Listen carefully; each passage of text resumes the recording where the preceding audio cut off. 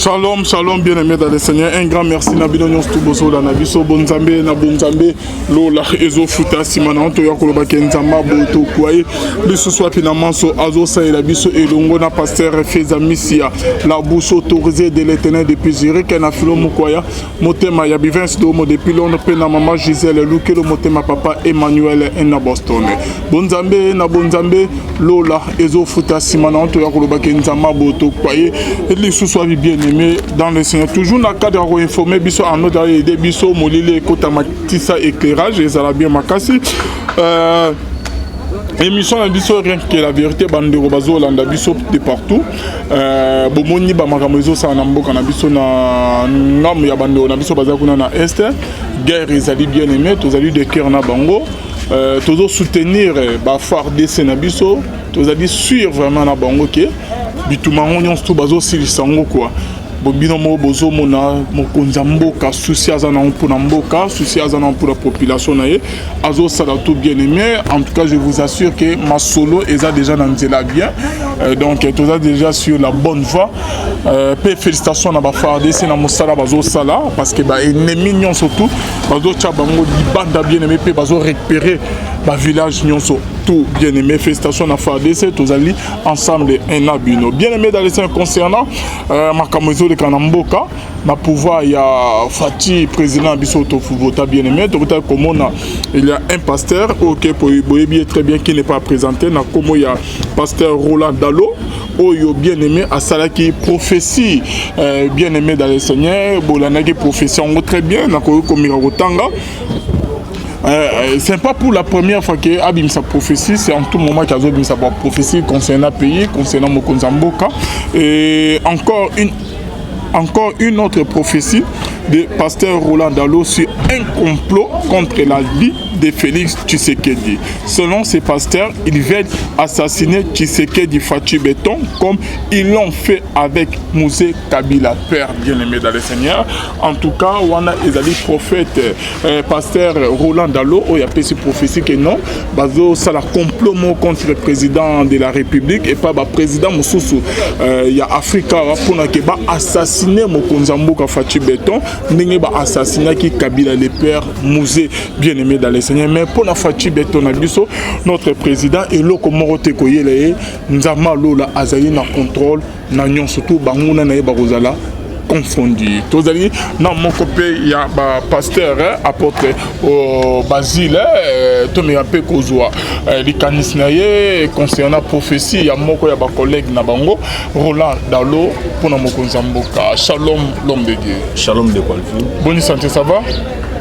Yeso ki bisoma ça va na le loba na bande bazo landa biso. Na pesi bande konos balanda biso mbote partout place aux alliés en Afrique, en Europe, en Océanie, aux États-Unis partout que Dieu vous bénisse. Et puis la scène na biso la émission tina suka. Tu ne seras jamais déçu. OK. Apôtre Basile réaction non par rapport il y a prophétie que yo pour l'angango tout à Roland tout à l'heure na vidéo kutu. Il y a Roland Dalo pour Mokonzamboka, Félix Tshisekedi. Oui, bon, dans la prophétie, c'est une prophétie. Au moni prophétie, ils ont la difficulté makasi. Peut-être il y a un côté de profondeur parce que c'est une prophétie. Quelqu'un a vendu.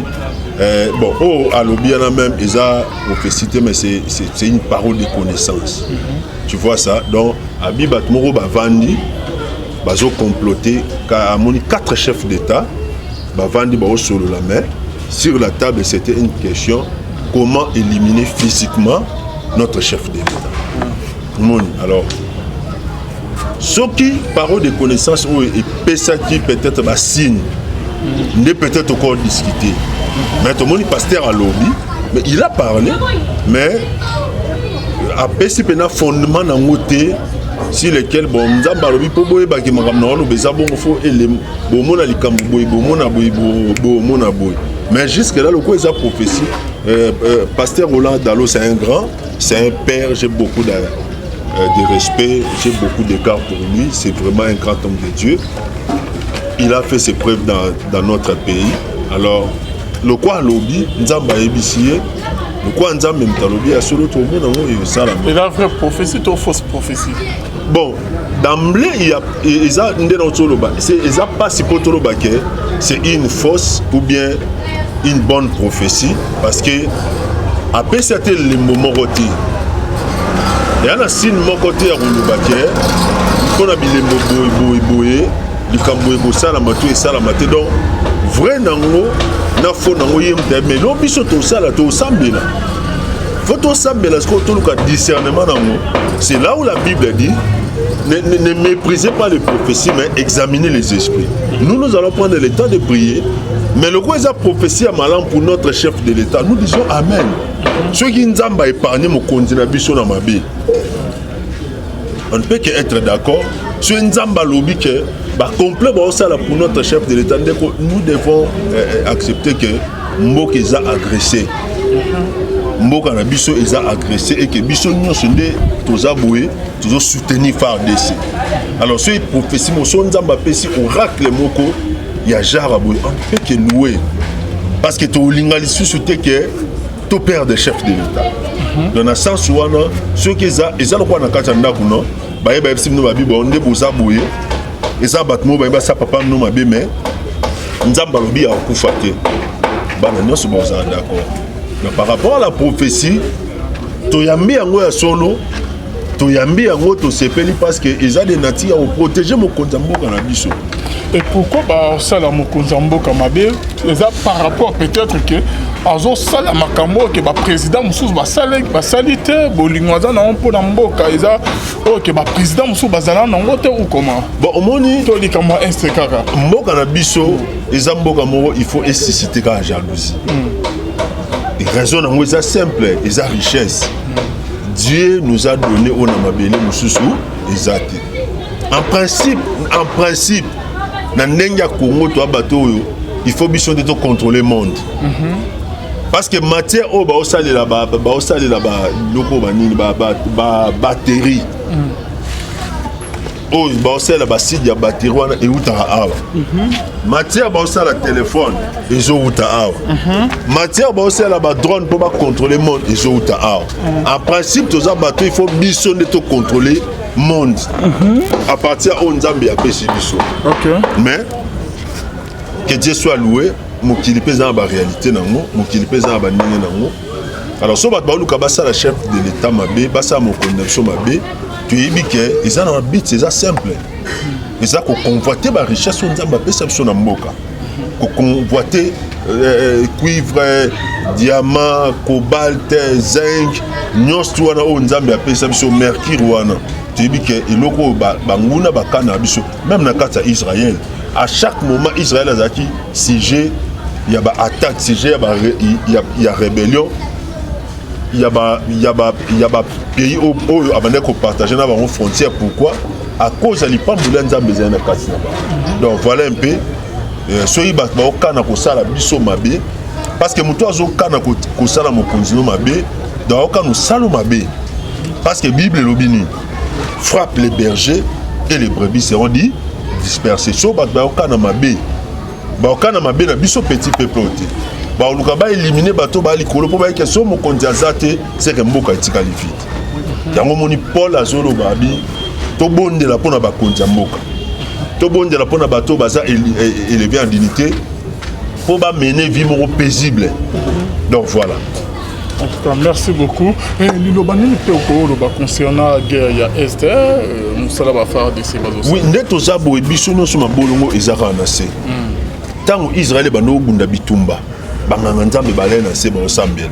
Nde tozabo bisono soma bolongo ezana na se butumo tongo pourquoi? Nde kwa Alvin. Ata 1 cm mabele ya Congo to tika ekendete. Ata 0 cm. Mboka oyo ezali pamboli na biso tozo bondela na ba jeune to bondela na ba prière to bondela na ba retraite to matangomba donc FARDC bana soutien moral bana soutien spirituel bana soutien physique ya biso peuple pour ne pas dire qu'à l'église mais à biso peuple Nzambe a quoi accompagner ba soldat na biso Nzambe a accompagné motu nyonso azo défendre cause ya Congo nzambe akoaccompagner ye tozotia lipambo na biso likolo ba FARDC bakobunda bitumba wana bakolonga yango parce que nzambe aza na biso. La Bible dit si Dieu est pour nous, qui sera contre nous? Donc il faudrait que l'armée na biso eyebake bana soutien na biso, bana soutien nzambe na biso et que la victoire ne changera point de camp tolonga bitumba wana. Et par rapport à on a ok bakoti na mboka na biso ko bimisa biso par rapport à ba richesse ba tout autre ba M23 ba rebelle bazama ebilo kuna ba rebelle wana ba groupes armés nyonso wana oyo baza ko envier biso elo ba ko ça les simple bango pe bana ba mboka na bango bazonga na mboka na bango ba ke se profiter na ba richesse na bango et loko ba ko ça la ngwana parce que o ba ozela na Congo ba ko zwa ka ngote o ba ozela pona mboka o ba ko zwa ngote nzamba ko tika jamais mabele ya Congo et que n'est pas ya ba tué ko simba te nzambo akabola ba mabele bi pourquoi ça biso ba congolais. Et pourquoi quelle est votre réaction par rapport à pays mususu nde ezo ko agresser pays mususu parce que derrière ba M23 ezali ba Rwandais Paul Kagame ne azo soutenir bango et salama pe na ba Bible ou comment pays mususu ezo ko agresser pays mususu pour na ba richesse na yango. Oui na ba Bible pe salama na tangelio histoire ya Israël azaki sujet ya makambo ba réalité oyo ya ba agression ya ba guerre ya ba rébellion même au monde même na histoire ya Gédéon tant nzamba bien Gédéon vaillant héros la Bible dit quoi ceux qui ba Syriens ba zo détruire ses masses ba zo détruire bilo nyonso. Alors ba agression wana ndé na luba na ebandeli ezaka réseau za moko ezali bazo envier richesse. Ok, biso bato senga nzambe te. Biso te toyebisa nzambe ke pesa biso ba richesse non. Bango pende bazawana. C'est parce que ba otala bamboka na bango bien te. So batali bamboka na bango pe ba mona ke ezape na o nzamba pesa bango et ko faire développer bango en dehors o nzamba pesa na Congo. So ezape simple. Le lot na mboka mundele. Elaksini. So za na besoin loko ezepa mutu. Yaka sona naye. N'a besoin n'a biloko ezepa na bino na besoin na saler nango. Alors prophétie il y a révérend c'est une grande prophétie to yambi yango quand bien même que apesi bilembote que nzamba lobi quatre auto reconnaître le kambongo ezaboué apesi yango te. J'ai beaucoup de retenue là-dessus parce que le révérend Roland Dalo c'est un grand homme de Dieu, on a beaucoup d'estime, beaucoup de respect pour lui. Mais concernant la prophétie, Nzamba yebi pourquoi Nzambe a révélé ce qui est révélé et condamné. Sobano kanosala mokonzi mabe aussi mbati parce que Nzambe alo lazana biso quoi. Tozo ni maté changement pour zana mokonzi mboka oke azali kokama mboka. Bon problème na biso ndekomoni nous sommes de l'église. Biso prière na biso ezake mboka eza malamu. Tobima na se ba souffrance.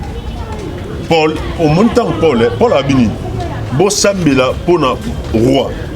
Bo sambela pona bato nos basé élevé na dignité. Parce que so bango baza malam bino pe bozani ni malam. Na moni prière na biso ni ba kondi wana.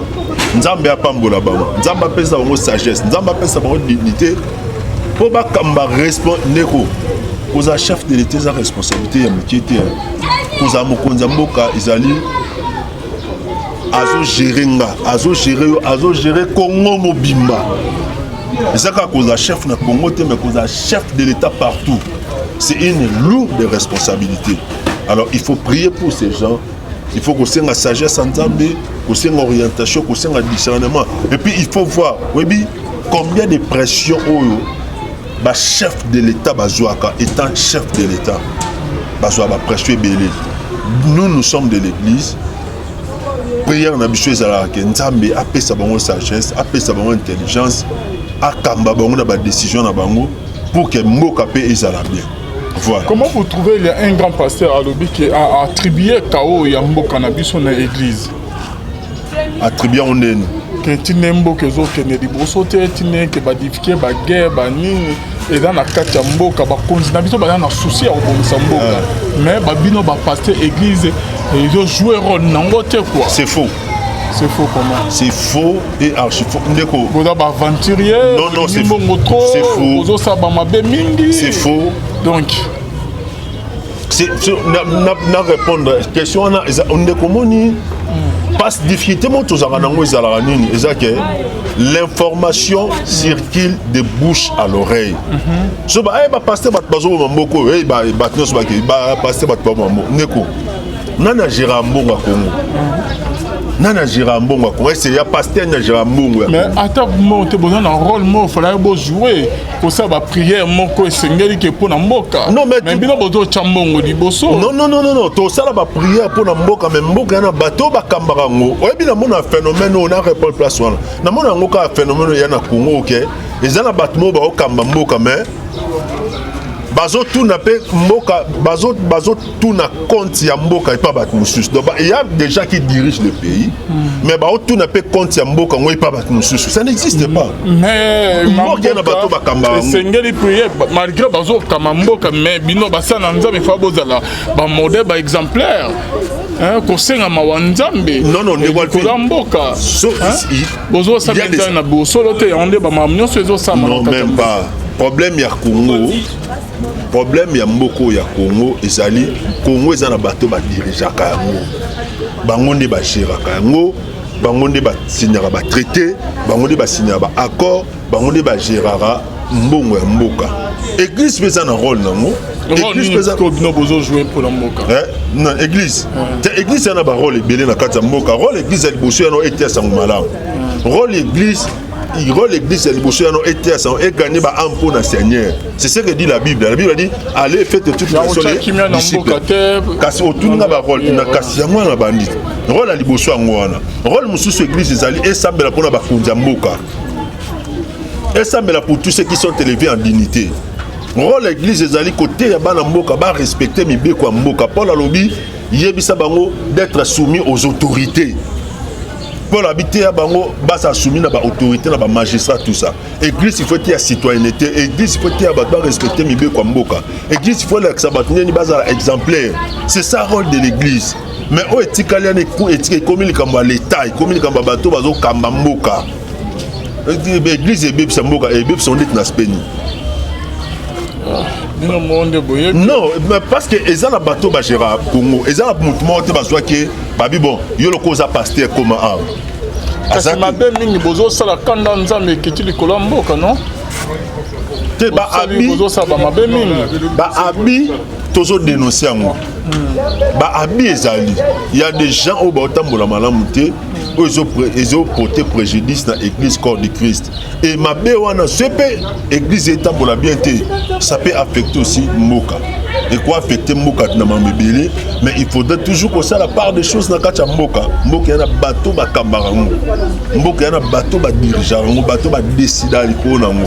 Bangonde Bana Maloba Souka. Mais le coup l'église, il faut te prier. Le coup l'église, il faut te gêner. Hein? Nous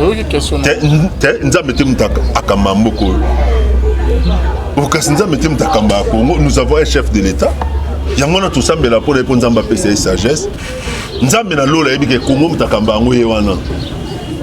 Dieu n'est pas ignorant.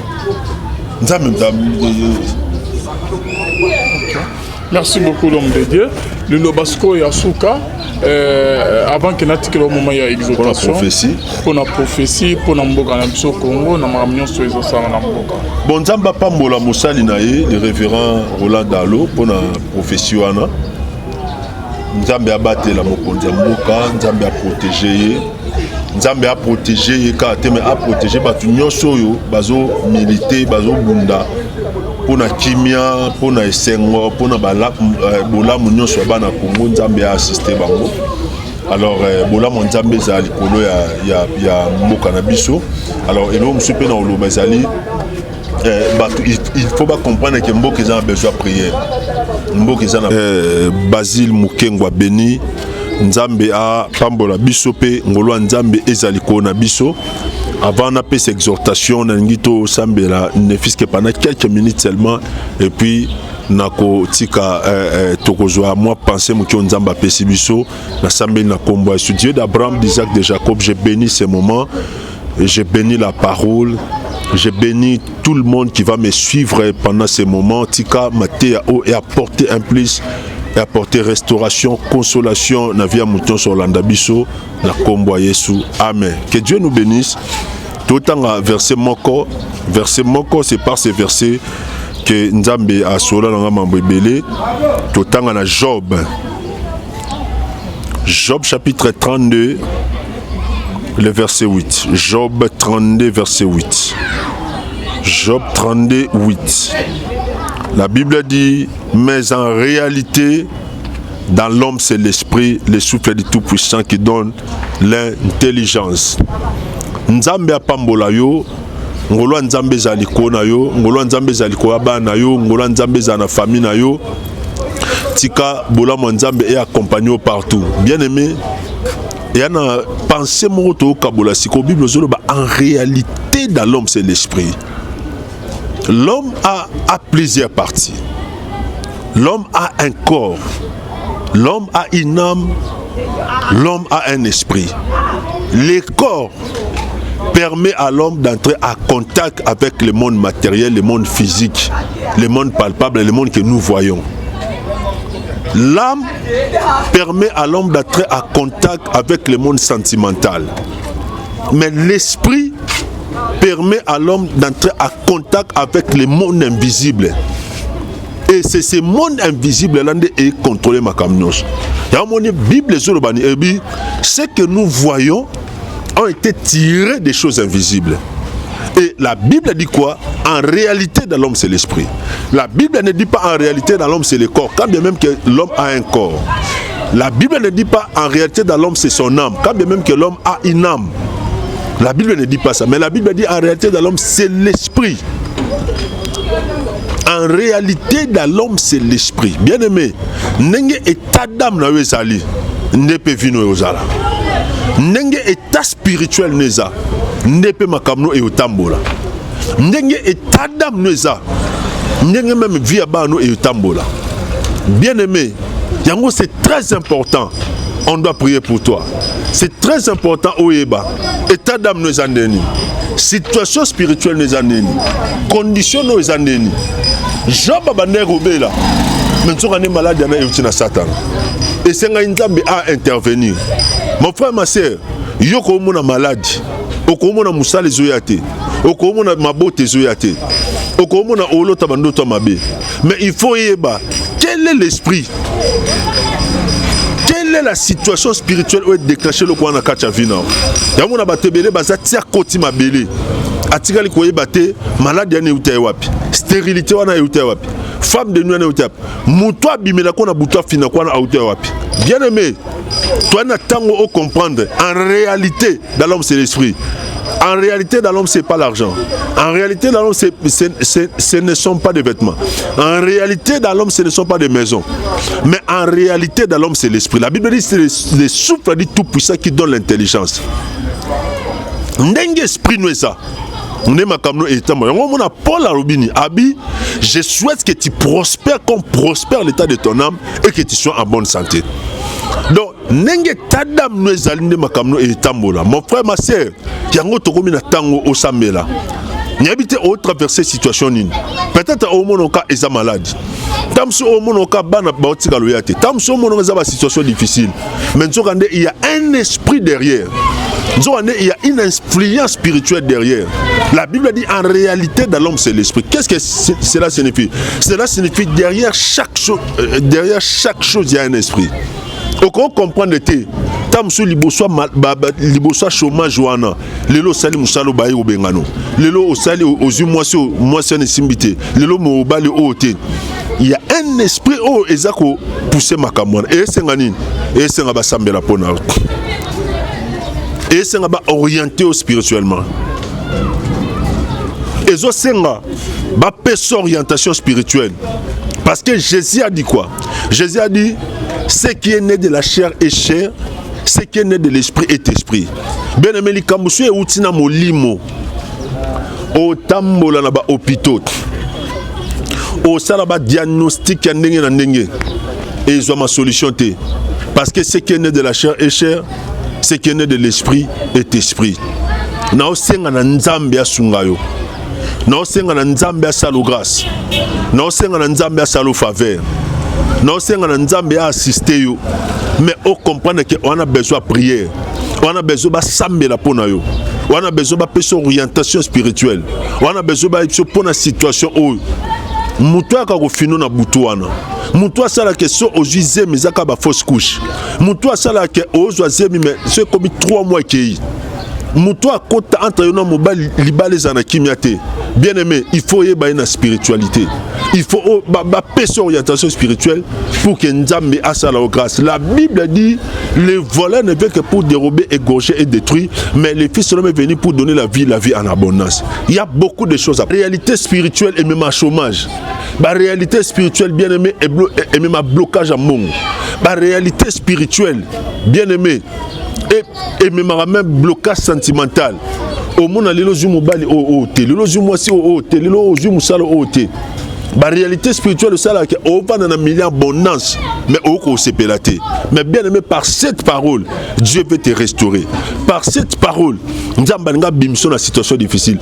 Par cette parole, nous avons sala qui a fondé la makamon na vino. Job a lobby, en réalité, dans l'homme, c'est l'esprit. On doit prier pour toi. On doit gêner pour toi. On doit te donner une orientation spirituelle pour que Nzambe abimson na kata situation. Voilà la pensée que Dieu m'avait donnée. Je vais prier pour toi.